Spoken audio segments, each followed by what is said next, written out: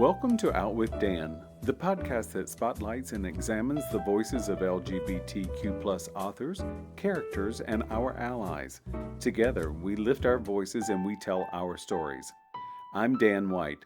Join me as I chat with this week's author.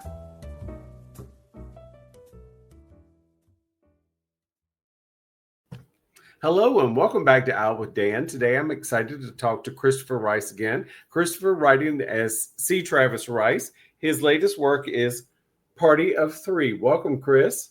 Thanks for having me back, Dan. Oh, I'm very excited.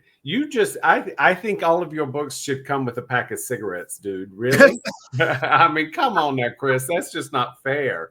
You know what it is, in part, for years and years before part of me became C. Travis Rice, there wasn't a lot of sex in my books. And when I did these big traditionally published thrillers in, I want to say the early to mid-aughts, I had a deal at Scribner for 2 books, and I was at Gallery, it was an imprint of Simon & Schuster.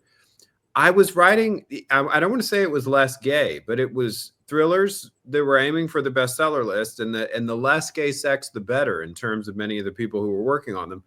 And because it wasn't essential to the plot, they weren't romance stories, I thought it was okay. But all this pressure began to build up over the years. And I think, as you know, I've been on your show before and I've talked about how the series came about, which was basically being locked down during COVID and saying, I got to fill the time in the afternoon somehow. And so all of it came pouring out. Well, and and I'm going to say this because we're both Southern. Mm-hmm. There comes a bit of, I don't necessarily want to say prudishness, but I mean, there's a conversation to be had about not having a conversation about sex, even though sex is as natural for humans as it is for other animals in the species. But, we're often taught, not to talk about that in public. And I mean, I guess, maybe it isn't always polite dinner conversation or lunch conversation, but it is a natural part of who we are as human beings. And so I like it when, we get to explore that side of life.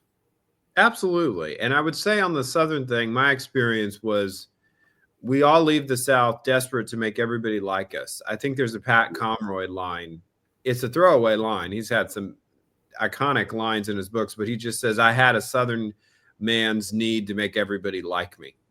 And I think that, you run the risk of making people not like you when you talk about sex. Sex can be a very specific thing. Absolutely. Right? It's like when you're trying to market the type of kinks you have in a romance novel like this, you automatically eliminate readers who say, oh, that's not my thing. I'm not going, oh, he's going to call him daddy. Oh, no, I'm out.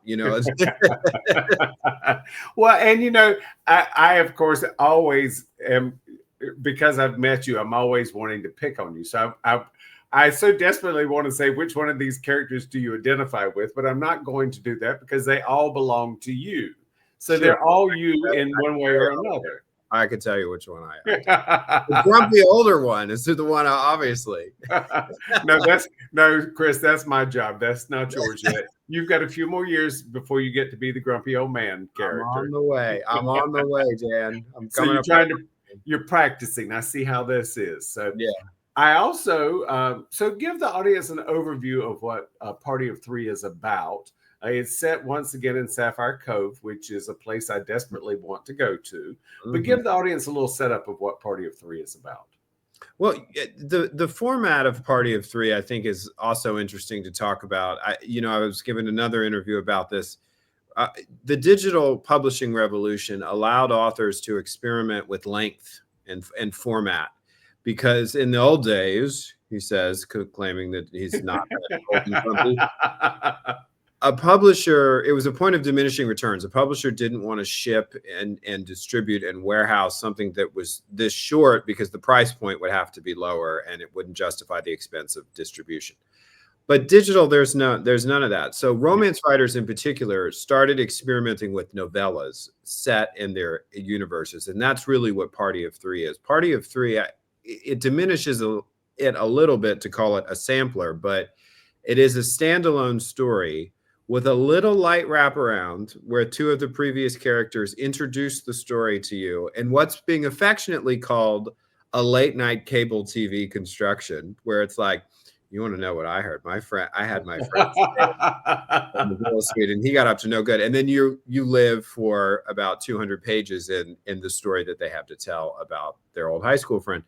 But it's about a throuple. I mean, it is a romance story, a very steamy, very explicit romance story about what it means for three people to all fall in love with each other kind of at the same time. I mean, and I loved the challenge. I love it now that it's finished. When I was in it, yes, my best friend and podcasting co-host and producing partner, Eric Jacquin, was so tired. He heard me complain about this one probably more than any of the other books in the series because I had to write short. I was committed to making this a novella, but I also, the inspiration was the old category romance novels, which were novella length. Those would get distributed by print, but there would be so many of them and they were so successful that Harlequin could take a chance. Right. But this was about how can I get these three people together, satisfyingly so, in a limited number of pages, but also without leaving the hotel. So these are the novels in the series, which you and I have talked about several times. Those are big, thick, juicy books, and those have scale. They have scope, right? And they're almost always, I think all of them so far are about the employees at the hotel. I wasn't really interested in doing a White Lotus thing with this series. It's more romantic, it's more earnest, it's more serious. And so it was the downstairs and the upstairs downstairs model that I wanted to focus on. But these novellas, and I don't think this will be the last one, they're about the guests. They're about a sort of special, spicy, change your life weekend that a set of guests are going to have at Sapphire Cove. And so that's what happens with these three boys. But there was a lot there that I really enjoyed working with. I enjoyed finally being able to write about PTSD, which I had brushed up against because there's one of the major characters is a Marine Corps veteran from the first book, and he appears regularly.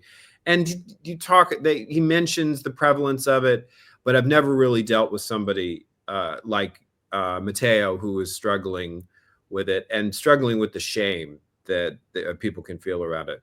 But that was, a little bit of rock in the middle of the rock candy. And most of this is candy.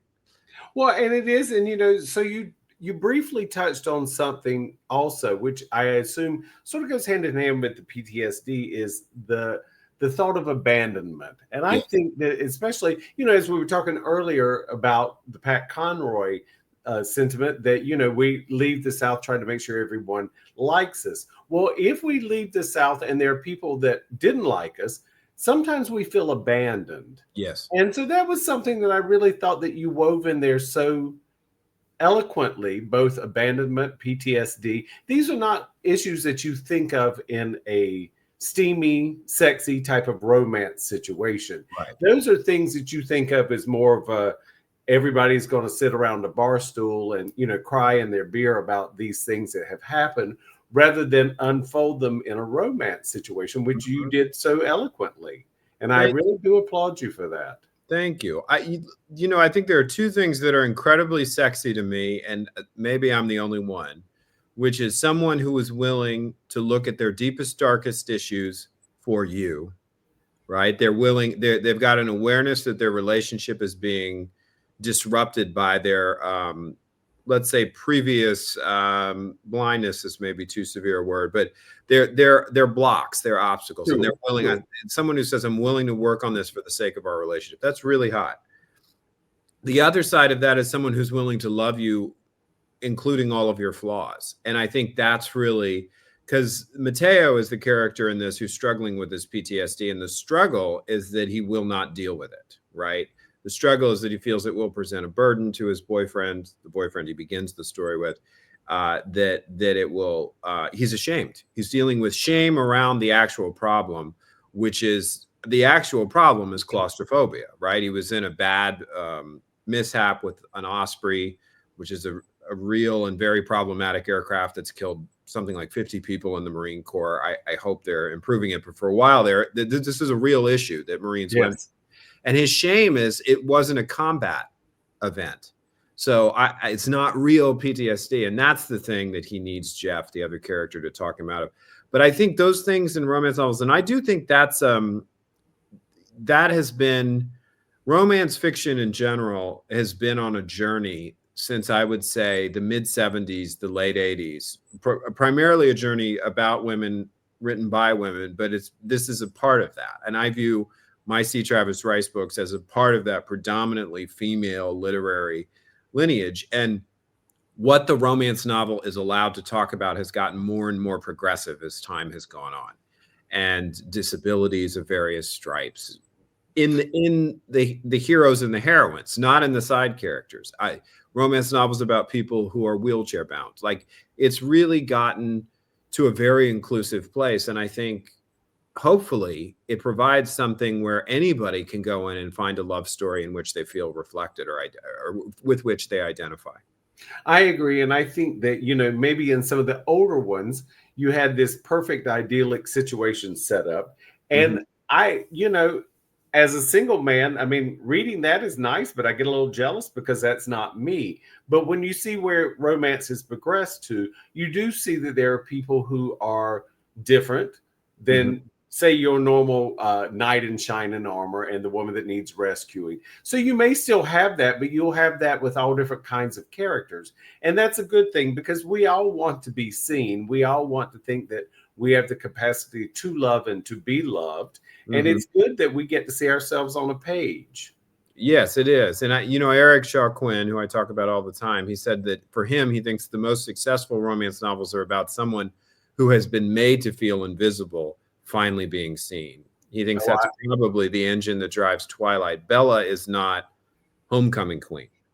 Bella is a sort of introverted, shy, sort of monosyllabic, but this remarkable being sees her. And I think we've all struggled with feeling invisible. I was listening to, I'm in my Knots Landing era, which is, 45 years too late, because it's all available on streaming now. And they have Michelle Lee and Joan Van Ark and Donna Mills have a podcast called We're Not Done Yet. Yes.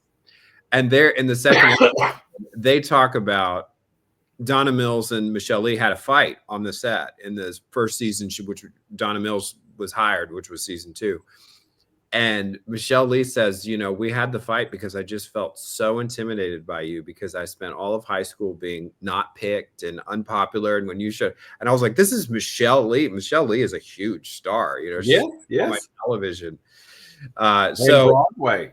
Everybody struggles with their own version of this. And so I think it's why they're even more motivated to find where they fit in this kind of romance writing world. I totally agree. And it is funny, I think you bring up a very valid point that, we don't really know what someone else is going through unless they do share it with us. And that was the beauty of this. I know that at some point, Mateo says that perhaps Buckley wouldn't understand because he wasn't there. And, and I think that's a very solid thing. And then I can also see Buckley saying the exact same thing. It's a little hard for me to imagine because I wasn't there. But the fact that they're willing to talk through it and to work it out is the sexy part of the story for sure. And I think the really sexy part is, I agree with you. And I think the idea that Buckley can say, as realizing he's going to become one of 2 boyfriends Mateo has, that I'm willing to do this part. And I think it's great that you can do this part. I don't expect to be the PTSD expert, because the thing that I did encounter in researching this, and I dealt with it in thrillers I wrote prior to this, I don't think anybody in the military who's dealing with PTSD wants to hear about it from anyone who's not been in the military. They're just not interested. And so that's a powerful thing that Jeff brings to Mateo's life. They served together. He served under Jeff's command, basically. And so it's about the absence of jealousy and possessiveness in Buckley that makes him such an exciting character. But I identify with Jeff. Buckley is who I would. Oh, I agree. And I do love the fact that you handled it so nicely. One of the things that happened is they had a really, really hot romantic night. And then the next day at lunch, Buckley's pushing the envelope, which I loved, because the greatest thing about that is it gives Buckley a persona all of his own. He's not just the partner or the boyfriend. He has a completely fully formed personality. And that's what would be needed to have both Jeff and Mateo as partners, because you can't have one who is less than. They have to be equals in some ways. And I think you did a great job in creating 3 equals. Thank you. And that nosy Logan wanting to tell the story. I love that. So what happens at Sapphire Cove goes between the 2 boyfriends, Logan. Oh, the general manager and the director of security have to know everything. Absolutely. That's right. It's absolutely important. Yeah. Well, once again, the book is Party of 3. It is so delicious, sexy, fun, romantic, loving, and kind. Thank you so much for being here, Chris. Thank you, Dan. Thank you for joining me for this week's episode of Out with Dan. You can find more information about this podcast and its host at OutWithDan.com, on Twitter at OutWithDan, and on Instagram and Facebook at GoOutWithDan.